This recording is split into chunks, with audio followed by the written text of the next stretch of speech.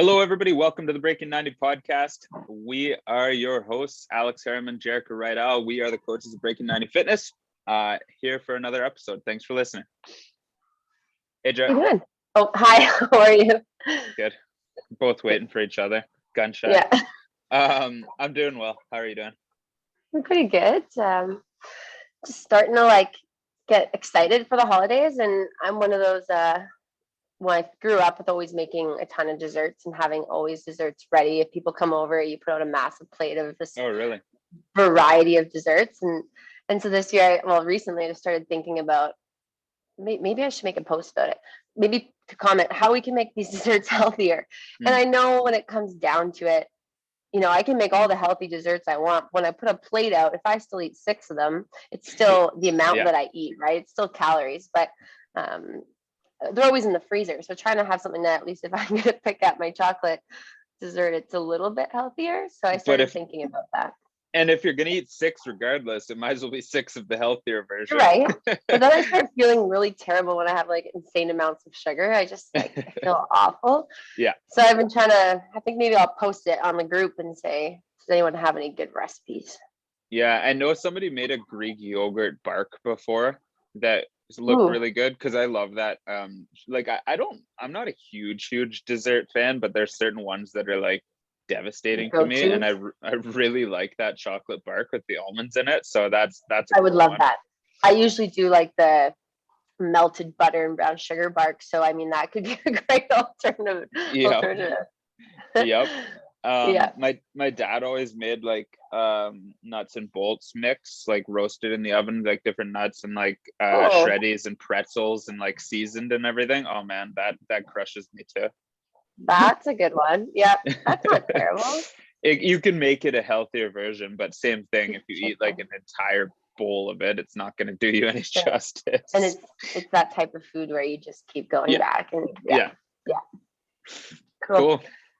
Today I want to talk about, we recently released our Habit Space Kickstart starting in December, and I'm not sure when this episode's going to air, but I just wanted to sort of touch on our habits and things that we've kind of implemented in our life, because since starting Breaking 90, I mean, since starting working with you, I've even incorporated a lot of new habits and things that I think are important and non-negotiables in my life. And I know we get the question often from our clients, what do you do? Or how many calories do you eat? And our answer is always, it doesn't matter what we do and what we eat. Everyone's individualized. But when it comes to habits, I think that people can take a lot of good tidbits from maybe what we do or what we try to preach and implement it in their lives. So I just think it'd be kind of cool to share some of those things. And I know you do some awesome ones, so I'll kind of interview on those. Let's do it. I'm going to write a couple notes so I don't forget along the way, but you shoot. Yeah. So I'm with Breaking 90. Everyone just kind of thinks fat loss, so they think exercise and nutrition, right? And it's just, we're so much more than just that. And this Habit Space Challenge or Kickstart coming out can really highlight those. But before we get into it, I want to start with your morning. Okay. I know we both do the same thing as soon as we wake up, and I want to see how you start your morning. Okay, cool. So this is my dream morning, and it happens most days, but doesn't always happen. But it's 90% of the time, even on weekends, holidays. I wake up at 5:30. Which really has to start the night before, because to wake up at 5:30, you have to have a good sleep, and that has to start the night before. So getting things ready the night before. So the night before, I always put my tech away, all my phone, TV, whatever, get everything away so I can start winding down, get my water ready for the morning. I have a 1-liter bottle that I always keep with me. It used to be 1.5 liters, but it broke, so now it's 1 liter, this new one. And then I set my alarm for 5:30, and I get my foam roller out, and then I read, and I go to bed. And so then at 5:30, when I get up, I go downstairs, and my water and my foam roller are waiting for me, and I drink. I used to just chug as much water as I could, but I found it made me so cold. So what I do is I chug quite a bit of water now, and but not as much. And then I do a short mobility routine, which you guys have probably all heard me talk about, the Limber 11, and that takes me like 8 to 10 minutes. And then I come back, drink more water, and then I start getting my coffee ready, drink more water. By the time my coffee is ready, I've drank at least a liter of water. That's my goal before coffee. Yeah. That's awesome. That's how I start out. And I can keep going, but do you want to chime in there? Yeah, and I think that it's important that right off the hop you noted, like, this is your dream morning, right? Because we understand that obviously it's not always going to happen every day. Things come up, our schedules change. And for people who are shift workers, maybe you have two different types of schedules. Or myself, I coach at a gym, at 6 a.m. a few days a week. So those mornings are very different than my dream mornings, which are me being home. But like you said, in the dream state, we have this Brita on the counter. We love room temperature water, so I always leave a cup right on top, and that's the first thing I walk to as soon as I walk down the stairs and let the dog out. Well, the dog's out going to the bathroom, I'm chugging water before the coffee goes on. So yeah, it's definitely similar to you. That coffee is so important to my morning that it I just had to habit stack it. You guys have heard us talk about habit stacking. It's just like stack something that you want to add into your life with something you're absolutely going to do. Well, I'm absolutely going to drink coffee, so I habit stack it with drinking water. Exactly. One thing that I want to add in here, and it's a little bit off topic, but like, there is so much power to starting your day on your own terms. And so this is the reason that Jerrika and I both wake up early, because you take control of your own day. So if you're starting your day for your kids, your family, your work schedule, you're no longer starting on your own terms. So if you're waking up and boom, getting ready, going to work, or like a kid screaming right away, like, that isn't starting on your own terms. You're starting on somebody else's terms. And it's a really negative way to bring yourself into a new day. And this doesn't have to be a hard thing to add into your life. Literally starting your own day your day on your own terms by 5 minutes can make the world of difference. Waking up 5 minutes earlier so that you can have some you time. And that's exactly what we do here. We start with some water. I do a little mobility routine by my fireplace. Like, that's 10 minutes of my morning. That means I have to wake up 10 minutes before my son wakes up or before my work schedule to accommodate that. And now I've started with a win. I've started on a positive note. I think there's a lot of power in doing that. I'm glad you said that. Those were two things I wanted to talk about, was habit stacking, reminding everyone about that, and starting your day with a win. And we talk about that so often. And for us, it might just be mobility and water, but you're already setting our day up for success. And if it means waking up tomorrow at 5 instead of 5:15 or 5:30 because my day is starting earlier than usual, I will make that sacrifice and try to get to bed earlier so that I have that me time. I hate feeling rushed in the morning.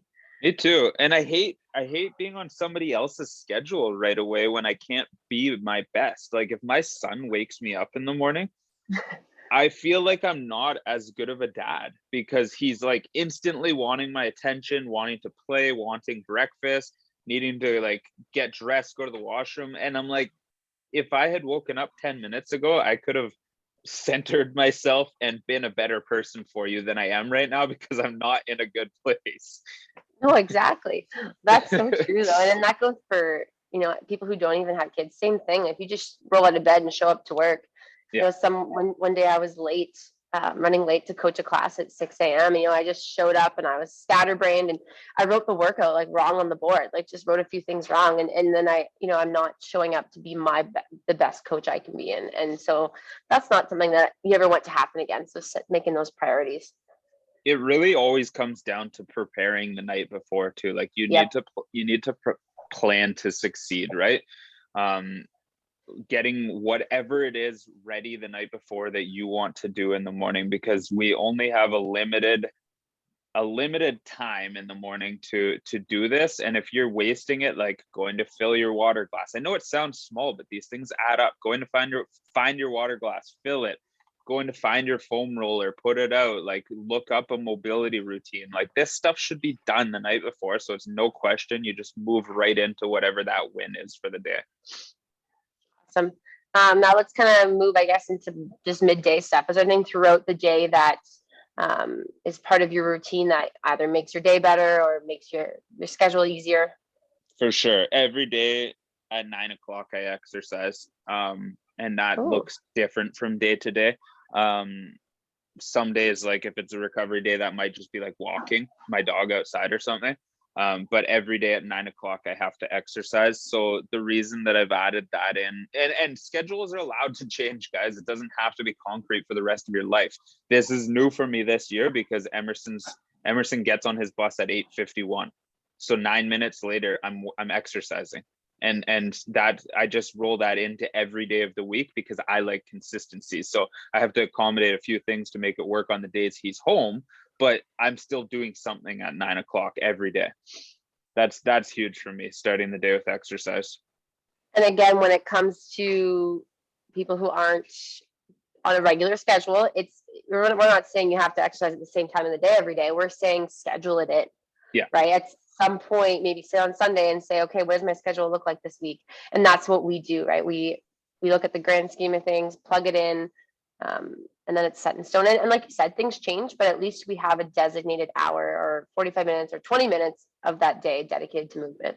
Yeah, I mean, most days it's a full workout and it might be 45 minutes, but there are days where that's a 10-minute circuit. Like I'm not saying it has to be the exact same thing every day, but I just want to get that next win in for my day there. I want to exercise there because the rest of the day I'm probably going to be working and I might not get a chance to do much movement until like 4 o'clock at night, and it will be with Emerson. So it might be something like, you know what I mean? It's not going to be this, you might not get that workout in later. Yep. Awesome. I know something for you that's a non-negotiable and that you prioritize is outside time. Yeah. How do you incorporate that? That's been moved again. So I think that's where it really becomes important to adapt to your seasons, your schedules, Right. and change as you go. So I used to do it midday all the time. Now I've shifted things around to accommodate Emerson's school schedule because family is like the first thing that I block into my non-negotiables. And so if the more time I can have with my family as soon as his bus arrives home at night, the better. So then I try to shift everything else around to accommodate that. So what I've been doing is he gets up pretty early typically. And like I said, his bus doesn't get here till 8:50. So we try to get outdoor time before the bus now. And then as soon as the bus comes home at night. So it's kind of like we mentioned habit stacking, right? So for some people it might be with a dog or with a kid, but you can get your outside walk to the bus stop with your kid, or if you're walking the dog, well, there's your outside time and there's your movement. So trying to find ways, I know we're busy and that's why we do these podcasts to help people, but to stack those important things to you and those habits is key, really, when we're this busy. Yeah, like in the morning before his bus gets here, we'll go outside like anywhere from like 15 to 30 minutes early.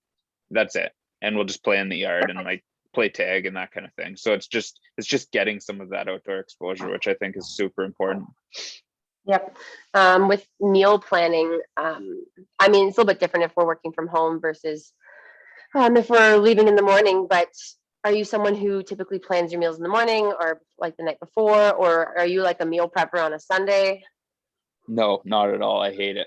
I like the idea of it, but I never do it. The meal prep on a Sunday. All I ever do is make enough food to have one leftover meal. Every time I make food, I make enough for one leftover. Even if I make like a smoothie, I'm making enough smoothie for a second one, and I'll either put it in the fridge for later or I'll freeze it, and then the next day I'll thaw it out a little bit and blend it again.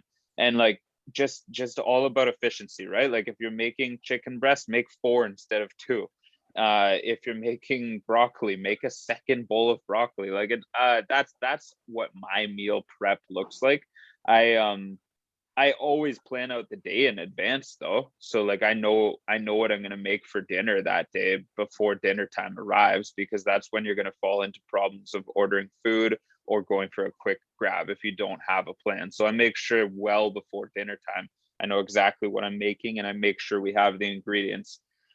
What about yourself on that one? Typically I used to love the buffet style meal prep. Like I would just cook an absurd amount of potatoes and absurd amount of rice. Lately I've been kind of falling off the wagon a little bit and things have been more last minute.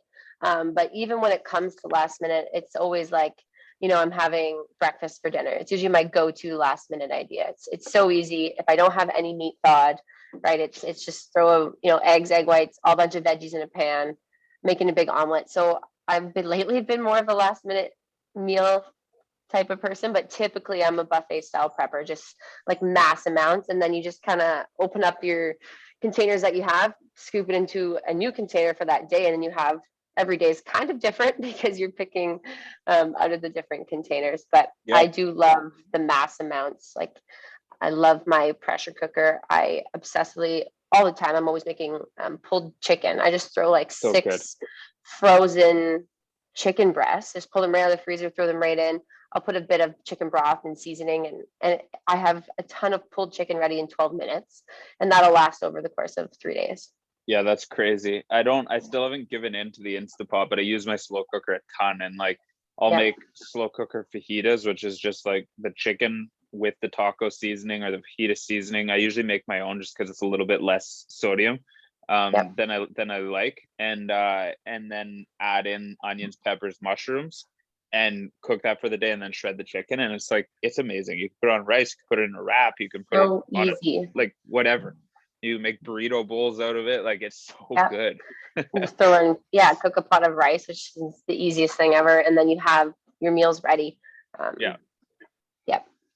all about quick meals. Like I'm not someone, I do love to cook, but it's a time thing, right? So that's more of a weekend thing. When I love meals that are quick, easy, simple, and that's my go-to for sure. Nice. All right.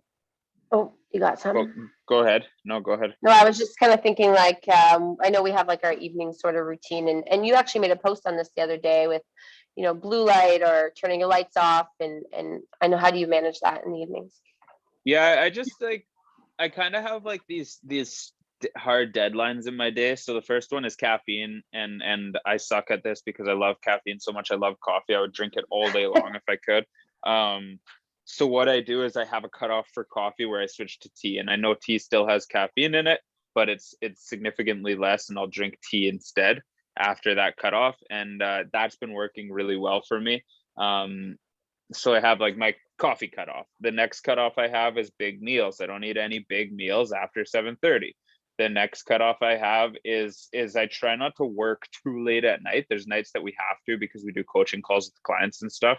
But try not to work too late at night because it gets my mind racing and I start thinking about different unique problems and situations and all that. So I want to really give my brain time to wind down, and that might mean like, first of all, like we'll watch an episode of TV. Typically, like you watch an episode of TV. After that, you're going to be able to shut down because it's not going to. Usually, an episode of TV isn't going to leave you thinking for that long. So then after that, though, I need tech-free time, and I think we all need tech-free time. So TV goes off, and I try to allow an hour. So 9:30, I try not to have any more tech, phone, TV, whatever. But sometimes that doesn't work. Sometimes it's a half hour. So it's just allowing your brain that extra time to shut down. So I'll clean up the kitchen typically then.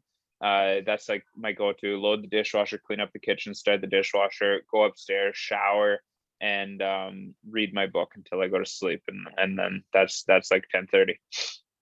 I know a lot of people are going to kind of say, guys, I know they'll say that they have 3 kids and this all these habits seem impossible, but that's not kind of the idea. It's just to find one that maybe resonates with you, or to find pick one and say that's something that I've really wanted to try to incorporate. Maybe I'll do it that way, or maybe I'll try this. So it's not about doing everything that Alex does or that I do. It's just hopefully one will resonate and can help your life in a better way. Even when I say one of these, like an hour tech free, like it's a great idea. It doesn't always work. Start with 15 minutes, start with 10 minutes. Just don't lay in bed on Instagram, scrolling Instagram as you fall asleep, because your mind is racing. You're getting that screen time, and it's affecting your sleep quality. Even if you fall asleep while you're looking at that phone, your brain isn't shutting down as quickly. So like, these are just little things, right? Start working on small changes. Don't look for the biggest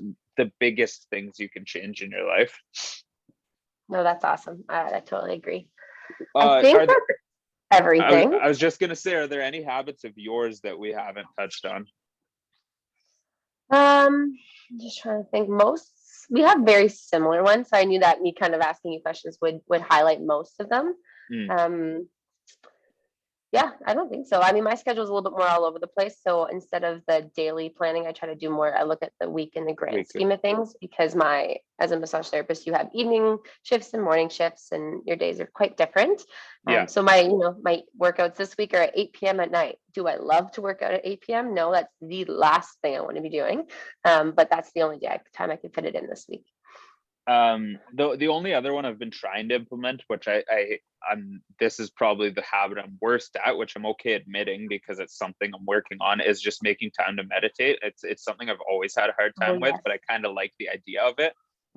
So I kind of treat it the way I treat my mornings. If I can finish my workday with like a 10-minute meditation, I do Calm app. I like it.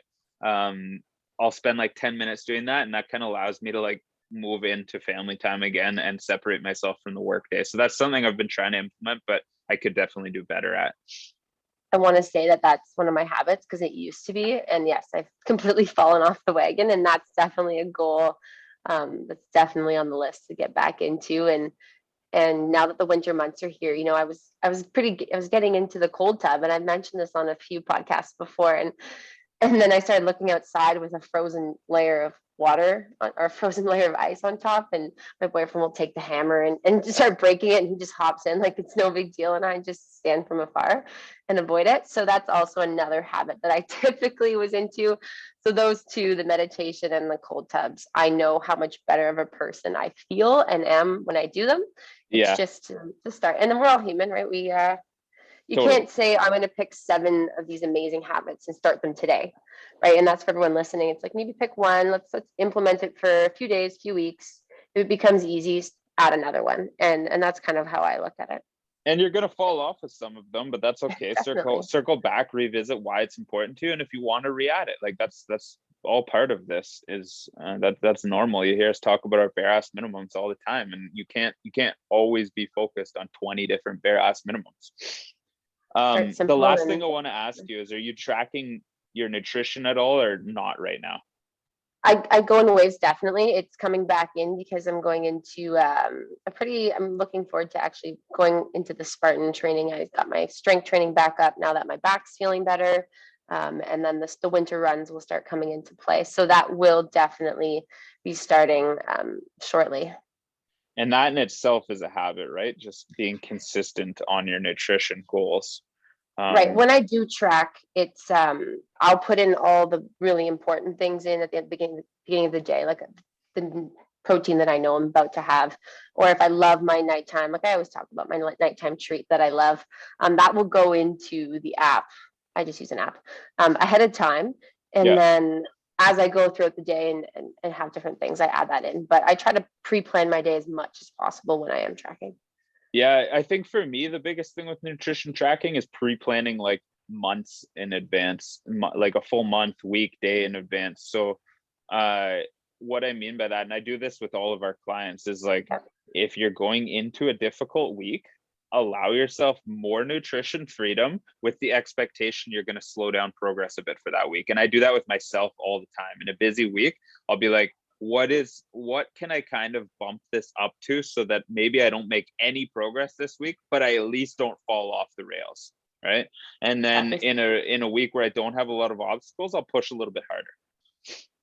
I love that. And then exactly looking at the month and how many days do I need to, we do this with our clients. Do we need to make sure we're on par and we're really pushing, and how many days can we allow that freedom? And we always say about 80% to see progress. And especially with the holidays coming up, it's definitely, Totally. if you have nothing in the beginning of the month, might be a good time to push so that you can have that freedom a little bit more towards the end of the month. Yeah, like I'm not going to try to make progress between the 18th of December and January the 3rd. I'm not going to. I'm going to try to maintain.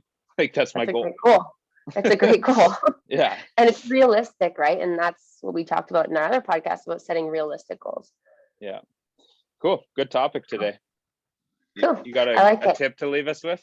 Well, since we talked about so many like awesome tips during the podcast, I kind of wanted to leave more with, I guess, like a recipe today. I love dips, and I know dips can often be not so much the healthiest version. So something simple that I do is I take my protein powder, which is right now is chocolate milk. I think we both have the same one. Yeah. I take my chocolate protein powder. I'll take powdered peanut butter, and then either like an almond milk. Sometimes I just use egg whites actually, so it's a little bit more sticky. And I mix it up, and it's like a caramelly textured dip. And I'll use my banana or apple and dip it in there. It's Wow, delicious. sounds good. Yep, Cool. try it out. Thanks for sharing that one. Awesome. All right, guys. Thanks again for listening. Hope you found this episode helpful. Leave us a comment, leave us a review, take a screenshot, share it on Instagram, share it with a friend that you think is going to find it helpful. We appreciate you guys being here and hope you have a great day.